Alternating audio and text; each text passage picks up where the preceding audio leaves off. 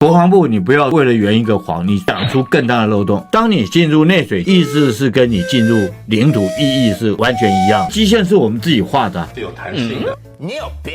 你不能这样讲啊！国防部的高层，就包括三军统帅，为了政治在做护航，你去唬一般老百姓可以。国防，你既然要务实，这东西自圆其说，凸显出来我们自己的无奈。说募兵都超过100%了，那有什么好怕的？还怕撤回内水区啊 ？Ladies and gentlemen, welcome the host. 国防部，你不要为了圆一个谎，你讲出更大的漏洞。一个观察者的角度，我们就去观察当中对于军事这里面为什么会酿成俄乌战争不能单纯以侵略与不侵略。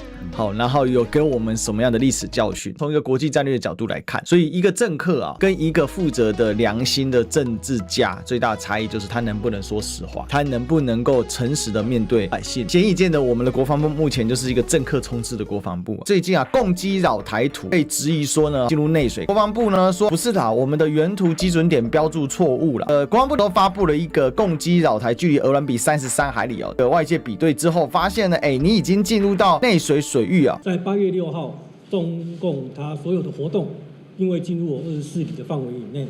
军是否认共机进入了24海里的临街区哦，但是确定它并没有进入24海里的一个海域临界区。国防部会运用联合情监侦手段做全程的掌握，适切的应处。国防部13号的深夜紧急做了修正，表示呢原图基准点标示错误，当时标注呢是离兰屿东南33海里，但是原绘图基准点是有错的重大的疏漏啊，等于说一开始错了还不承认，然后后来还要说谎嘛，这是在干什么？如果政治严重干扰到军事，是不是就是这样现在这个样子呢？不能说越界以后说这个基线是我们自己画的，说有弹性，你不能这样讲啊。这个界限就是界限嘛，你越界就越界，只是越界我们要怎么样来处理？我这个国土的界限是有弹性的，领海基线属于辖权的范围，国际法的角度来看是有弹性的，没有威胁到我们的主权的话，中华民国参考其他国家的做法，其他国家的船舰都可以通行。国防部那时候第一时间出来说，不是我们只是一个示意图，自己标示的敌军位置，然后你说我这个只是示意图，更糟糕了。昨天半夜发言隐瞒不住，说我标会错误，主要的目的是要让国人了解共机共军他对我的扰台的一个状况。你如果说标错位置，就代表如果暂时打他的话，坐标就不对，飞弹根本就打不到了，雷达有误点，到底是雷达错误还是这个兵不会操作？你国防部为了圆这个谎，你说更多的谎言，造成更大的漏洞，这是很严重的事情。国防部的高层，就包括三军统帅，你为了政治在做护航，你不敢讲实话。国军最近也是试图要振作啊。据说募兵都超过100%了，那有什么好怕的？还怕撤回内水区啊？国防部不要自欺欺人。那现在重点是说，你要看我们的这种边线比到底到多少。如果说你的招募目标是满足我们边线比，不要说100%了，就是我们招募目标希望能够达到我们边线比最少90%好了，那这才是我们达成我们战备需求嘛。那你不能说我定的考试标准，我现在试问你国防部做这个公告，你是不是又在那边报喜不报忧？要不要宣布一下我们现在边线比是多少？我们一目一招募率是多少？所以昨天国防部自己打脸自己，你今天既然招募兵成效有到这么高，募兵有很多种兵，就是说是国防医学院，那当然每年不要说招募100%，我看200%都有国防医学院，对不对？还报考人数，对不对？但是你如果说是步兵来讲的话，我跟你讲，不要说现在了，我们当年来讲，步兵都是被逼着去选步兵的，对不对？补满5才去选步兵的，看这个轻松难易的一些才比较合乎我们道理。那我们需要什么样的兵？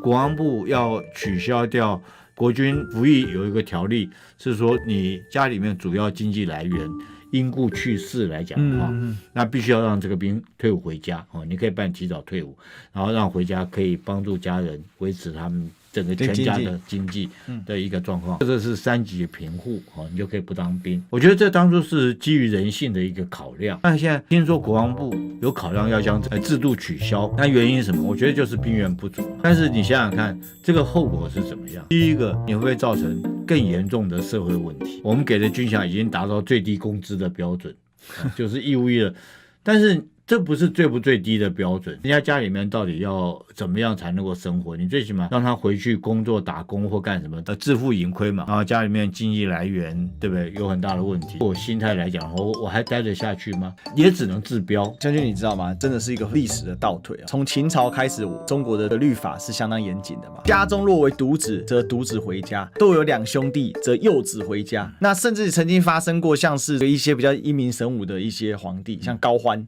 曾经他就前线的军队，他发现你这军人有3个，你们3兄弟在这边强令小孩幼子回家。你不要讲中国历史，台湾少子化的问题才是根本的问题。你今年你当国防部长，你今年你当参谋总长，你定出这个规矩，可能短时间解决兵源不足的问题。那我问你，明年后年以后呢？台湾来讲，少子化是逐年趋势哦。这个20年前，今年是2004年服兵役的是2024年。那今年是2004年出生的人口，我特别去查一下，23万，一半是男生，一半是女生。那一般男生里面大概有70%是属于行政消耗，比如说他的体检不合格啦，或者是夭折啦，或者是移民出去，或者他已经去当警察，或者是已经服这个军中的义务役的，这些扣掉真的服兵役的只有7%。在这种状况之下的话，那后续来讲的话，你高潮线跟低潮线之间叫内水区，看起来有点不规则形状。台东的东南角拐一拐，那个其实就是兰屿。蓝色那块算内水区，黄色圈圈12海里算临海区，外圈那算是临街区。国土的圈的划分是这样，所以说当你进入内水区的话，意思是跟你进入领土意义是完全一样的，都不容许进入领海了，你怎么允许人家进入领土？共机到这个地方，兰屿这个地方来33海里，如果说按照这个划分来讲，进入我们的内水区啦，不只是领海区而已，那已经是进入内水区啦。今天如果说是有这种尴尬情形，其实有几种解套的方式，我们自己承认走不了那么大一块地方，我们将我们内水区定义到兰屿周边画一个小框框，这个国防你既然要务实来讲的话，不要画那么大一块是我们内水区，内政部自己公布的。你今天你到鹅銮鼻或到什么地方那个景点去的话，那几个基点就是我们这个基点从这边到那个基点算是我们内水区。所以你到鹅銮鼻去看有那个标，有那个基点在。从那个基点来讲，它是从这个基点到什么地方去？譬如说三貂角啦，那个是所有观光客，只是说一般观光客不会注意到这件事情。基隆的炮台那个地方去，都可以看到这个点，就跟我们插界标一样，土地界限范围。那你自己插的界标，你自己不能说，我是有弹性，我不算，对不对？或者说你我们空军自己标错了。距离最近应该是兰屿东南的33海里，那么原始的绘图基准点标注错误。国防部会深切的检讨。我觉得这东西自圆其说反而凸显出来我们自己的这种无奈，不能说是用这种什么我们有弹性啊这种说法。你去唬一般老百姓可以，但是你唬得住唬不住对岸的小粉红。